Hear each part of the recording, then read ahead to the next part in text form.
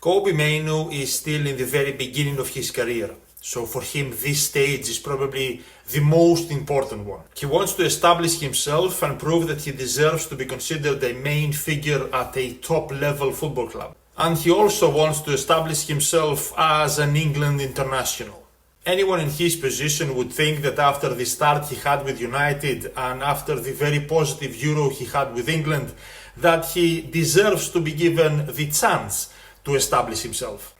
And anyone in his position who watches Casemiro with finished legs, Ugarte who treats the ball like a grenade, and Fernandes who is a number 10 being forced to play deeper, all getting picked ahead of him, would probably not be okay with that. I personally find it baffling that, especially with the current state of the Manchester United midfield, a player with his attributes is considered as someone that the system is almost struggling to accommodate. And if you followed my posts during the transfer window, you will know that I was not very happy with United spending most of their money on players who will be nearing the end of their peak years by the time the club is planning on competing for the title. So I think you can understand how frustrated I would be if we let a very talented young player leave who will be just entering those peak years by that time. For years we have been desperate for a midfielder who can